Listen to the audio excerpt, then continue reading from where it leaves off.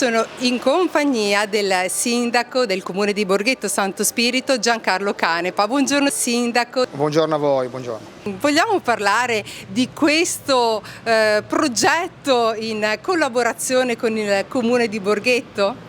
Ma sì, volevamo un pochino smentire quel luogo comune che dice che in Liguria l'accoglienza è un pochino particolare e infatti quest'anno punteremo invece alla gentilezza e al bon ton.